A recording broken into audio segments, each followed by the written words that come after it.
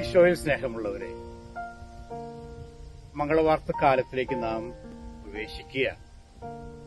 ഏവർക്കും അനുഗ്രഹപ്രദമായ ഒരു ക്രിസ്മസ് ഒരുക്കുകാലം ഞാൻ ആശംസിക്കുകയാണ്. ഇന്നത്തെ സുവിശേഷം ലൂക്കായുടെ സുവിശേഷം 1-ാം അധ്യായം 5 മുതൽ 25 വരെയുള്ള തിരുവചനങ്ങളാണ്. സക്കറിയ, എലിസബത്ത്, യോഹന്നാൻ ഇവരെ പറ്റിയാണ് നമ്മൾ ധ്യാനിക്കുക. സക്കറിയ തനിക്ക് നറുക്ക് വീണ് ആ അസുലഭമായ ഭാഗ്യമോർത്ത് സന്തോഷിച്ച് ദൈവത്തിന്റെ മുൻപിൽ ആരാധിക്കാൻ, കൃപാർപ്പണം നടത്താൻ പ്രത്യേകമായിട്ട് തനിക്ക് അവസരം ലഭിച്ചത് ഓർത്ത് സന്തോഷിച്ച് ദേവാലയ സന്നിധിയിലേക്ക് ചെല്ലുമ്പോഴാണ് തീർത്തും അപ്രതീക്ഷിതമായിട്ട് സക്കറിയയ്ക്ക് ഈ അനുഭവം ഉണ്ടാകുക. സക്കറിയ തീക്ഷ്ണമായിട്ട് പ്രാർത്ഥിച്ചുകൊണ്ടിരുന്നു. പുറത്തുള്ളവരും പ്രാർത്ഥിച്ചുകൊണ്ടിരുന്നു എന്നാണ് പറയുക.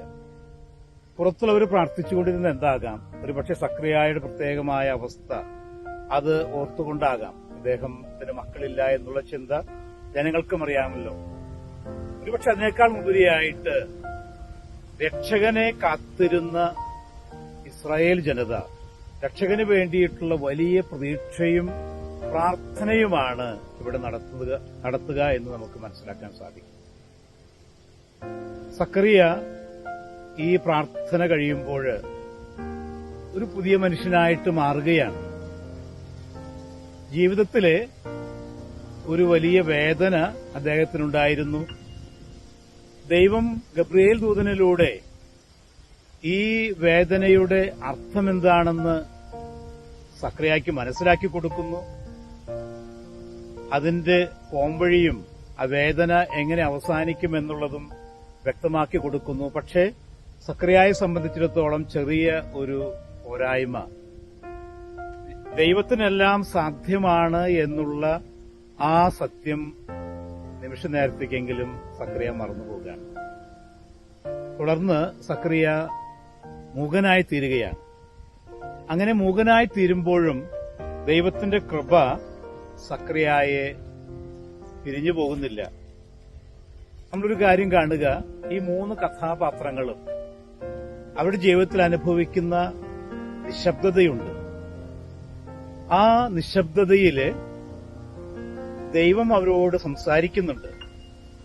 ദൈവാരൂപിയുടെ നിറവ് അവർക്ക് അനുഭവപ്പെടുന്നുണ്ട്. ഈ നിശബ്ദത പ്രത്യേകമായിട്ട് അർത്ഥപൂർണമായി മനസ്സിലാക്കാനും കൃപയുടെ നിറവ് സ്വീകരിക്കാനും ഈ 3 പേർക്കും സാധിക്കുന്നുണ്ട് എന്നുള്ളതാണ് നമ്മൾ മനസ്സിലാക്കേണ്ടത്. പലപ്പോഴും ദൈവം ഇടപെടുന്ന രീതി, ഇടപെടുന്ന സമയം നമുക്ക് അപ്രതീക്ഷിതമാണ്. നമ്മൾ വിചാരിക്കുന്നത് പോലെയല്ല ദൈവം ഇടപെടുക. ദൈവത്തിന്റേതായ വഴികളുണ്ട്, സമയമുണ്ട്. പക്ഷേ അതിനായിട്ട് കാത്തിരിക്കുക എന്നുള്ളതാണ് ഏറ്റവും വലിയ കൃപ. അങ്ങനെ സക്കറിയ ശാന്തനായി ദൈവേഷ്ടത്തിന് വിധേയനായി കാത്തിരുന്നപ്പോൾ നമുക്കറിയാം വലിയ കൃപകളാണ് സക്കറിയയ്ക്ക് ജീവിതത്തിൽ കിട്ടുന്നത്. സക്കറിയയെ സംബന്ധിച്ച് തന്റെ വേദനയും തന്റെ ദുഃഖവും ഈ പ്രാർത്ഥനയിൽ ഒരുമിച്ച് കൊണ്ടുവരാൻ സാധിച്ചപ്പോൾ അദ്ദേഹത്തിന്റെ ജീവിതം ധന്യമായി എന്ന് നമുക്ക് കാണാൻ സാധിക്കും. രണ്ടാമത് നമ്മൾ ചിന്തിക്കുക എലിസബത്തിനെ കുറിച്ചാണ്. സക്കറിയയെ പറ്റി പറയുന്നത് പോലെ എലിസബത്തും ദൈവത്തിന് മുമ്പിൽ നീതിയോടെ ജീവിച്ചവളാണ്. കർത്താവിന്റെ പ്രമാണങ്ങൾ, കൽപ്പനകളെല്ലാം കുറ്റമറ്റ വിധം അനുസരിച്ചവളാണ്. ദൈവം അവളുടെ ജീവിതത്തിൽ ചെയ്ത വലിയ അടയാളങ്ങളും അത്ഭുതങ്ങളും അവൾ ഓർക്കുകയാണ്. പരിശുദ്ധ അമ്മയെപ്പോലെ അവളും ഒരു സ്തോത്രഗീതം പാടുന്നുണ്ട്. 1-ാം അധ്യായം 25-ാം വാക്യത്തിലാണ് അത് നമ്മൾ കാണുക.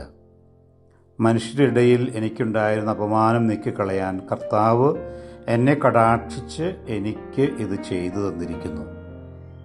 മറിയത്തിൻ്റെ സ്തോത്രഗീതം പോലെ തന്നെ എലിസബത്തും നന്ദിയുടെ ഈ സ്തോത്രഗീതം ആലപിക്കുകയാണ്.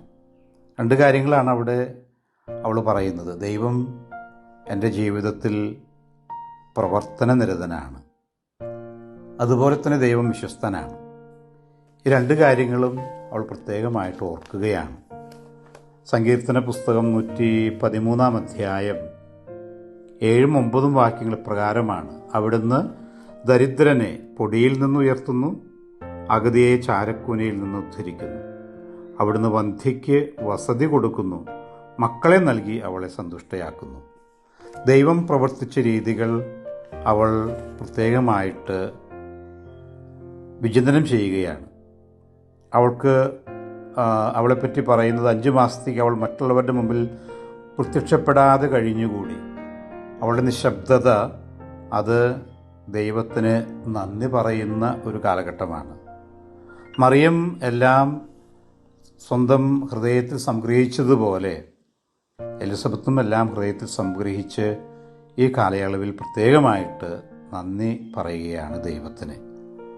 നമ്മുടെ ജീവിതത്തിലെ നിശബ്ദതകൾക്കിടയിലും ദൈവം പ്രവർത്തിക്കുന്നു, ദൈവം സജീവനായ ദൈവമാണ്, ദൈവം വിശ്വസ്തനാണ് എന്ന് ഓർക്കാനും എലിസബത്തിനെ പോലെ നന്ദി പറയാനും ദൈവത്തിന് മുമ്പിൽ ആ ഒരു കണ്ടംപ്ലേഷൻ, ആ ഒരു മനോഭാവത്തോടു കൂടി മുന്നോട്ട് പോകാനും നമുക്ക് സാധിക്കണം. ഈശോയിൽ പ്രിയരെ, മൂന്നാമത് നമ്മൾ ചിന്തിക്കുക സ്നാപക യോഹന്നാനെ കുറിച്ചാണ്. സ്നാപകൻ ദീർഘനാളത്തെ ഒരു 5 നൂറ്റാണ്ടിന്റെ ഇടവേളയ്ക്ക് ശേഷം ഇസ്രായേൽ വരുന്ന പ്രവാചകനാണ്. ഇസ്രായേൽ ജനത്തിന് വലിയൊരു പരാതി ഉണ്ടായിരുന്നു. ഈശോയ്ക്ക് മുമ്പുള്ള 5 നൂറ്റാണ്ടുകളില് അവർക്ക് പ്രവാചകന്മാരുണ്ടായിരുന്നില്ല. ദൈവം എന്തുകൊണ്ടാണ് തങ്ങളോട് ഇങ്ങനെ നിശബ്ദനായിരിക്കുന്നത് എന്നൊക്കെ ചിന്തിച്ചിരുന്ന കാലഘട്ടം. അപ്പോൾ യോഹന്നാനും ഒരു നിശബ്ദതയെ, പ്രത്യേകിച്ച് ഇസ്രായേൽ ജനം അനുഭവിച്ച നിശബ്ദതയെ സൂചിപ്പിക്കുകയാണ്. യോഹന്നാനെ പറ്റി പറയുക 16 വാക്യം: ഇസ്രായേൽ മക്കളിൽ വളരെ പേരെ അവരുടെ ദൈവമായ കർത്താവിലേക്ക് അവൻ തിരികെ കൊണ്ടുവരും.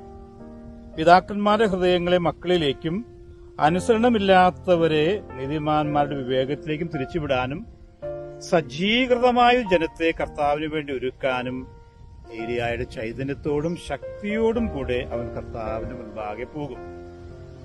നമുക്കറിയാം, മലാക്കി പ്രവചനമാണ് പഴയ നിയമത്തിലെ ഏറ്റവും അവസാനത്തെ പുസ്തകം. അതിൽ 4 അധ്യായം 6 വാക്യം ഇപ്രകാരമാണ്: അവൻ പിതാക്കന്മാരുടെ ഹൃദയം മക്കളിലേക്കും മക്കളുടെ ഹൃദയം പിതാക്കന്മാരിലേക്കും തിരിക്കും. എന്താണ് ഈ ഹൃദയം തിരിക്കുന്നത്? കുടുംബത്തിൽ നമുക്കറിയാം, മക്കളുടെ കാര്യം പിതാവിനാണ് ഏറ്റവും നന്നായിട്ട് അറിയുക. പിതാവിന്റെ കാര്യം മക്കളും അറിയണം. എന്ന് വെച്ചു കഴിഞ്ഞാല് ഈ ഹൃദയം തിരിക്കല് കുടുംബത്തിൽ എല്ലാവരോടും ഉണ്ടാകണം. ഓരോ കുടുംബത്തിന് പുറത്തേക്കും നമ്മുടെ കണ്ണുകളും നമ്മുടെ ഹൃദയവും തിരിയണം എന്നുള്ള ആ വലിയ സത്യം ഓർക്കുക. അതുകൊണ്ട് പ്രിയപ്പെട്ടവരെ, ഈ സുവിശേഷം വായിക്കുമ്പോൾ സ്നാപകൻ എന്താണ് നമ്മോട് പറയുക? ഹൃദയപൂർവ്വം പെരുമാറാൻ ഉള്ള പരിശീലനം. ഏവരോടും ചുറ്റും നോക്കുക, താഴേക്ക് നോക്കുക, മുകളിലേക്ക് നോക്കുക. നമ്മളെക്കാൾ ഉയർന്നവരുണ്ട്, താഴ്ന്നവരുണ്ട്, ചുറ്റുമുള്ളവരുണ്ട്.